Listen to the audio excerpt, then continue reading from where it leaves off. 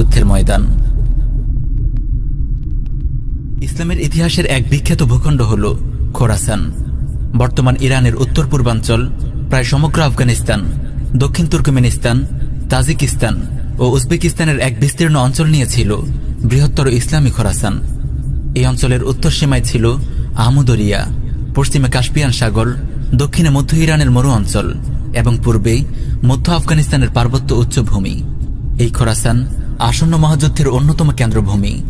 এই মহাযুদ্ধে মুসলিমদের নেতৃত্ব দেবেন ইমাম মাহদী আলাইহিসসালাম, আর কুফার বিশ্বের নেতৃত্বে থাকবে পাপিষ্ঠ দাজ্জাল।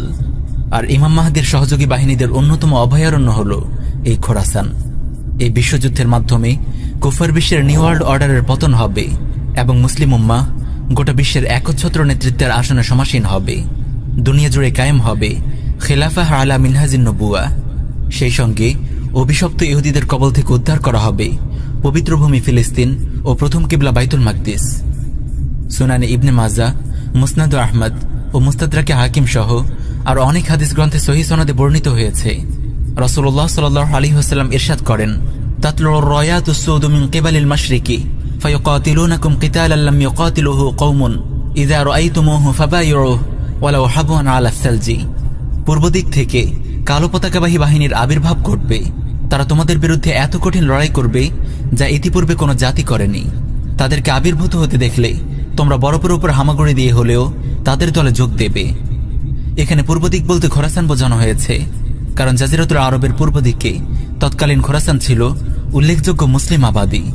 বিষয়টি সুনানুত তিরমিজে ইমাম তিরমিজি বর্ণিত একটি হাদিস থেকে স্পষ্ট হয়। সুনানে তিরমিজিতে এসেছে, রাসূলুল্লাহ সাল্লাল্লাহু আলাইহি ওয়াসাল্লাম ইরশাদ করেন, তাখরুজু মিন খোরাসান রায়াতুন সুদুন লা ইয়ারুদ্দুহা শাইউন হাত্তা তুনসাবা বিইলিয়া।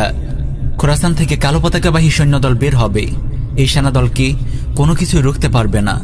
অবশেষে এই পতাকা ফিলিস্তিনের জেরুজালেম নগরীতে গিয়ে গেড়ে দেওয়া হবে।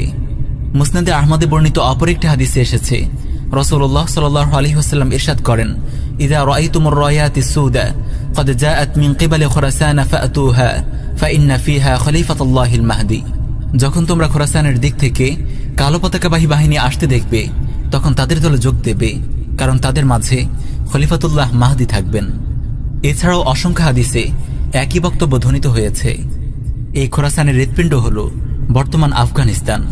তাই তো যুগ যুগ ধরে আফগানের রাজনৈতিক পরিস্থিতিতে আমরা রাসূলুল্লাহ সাল্লাল্লাহু আলাইহি ওয়াসাল্লামের ভবিষ্যৎবাণীর নিখুঁত মিল খুঁজে পাই।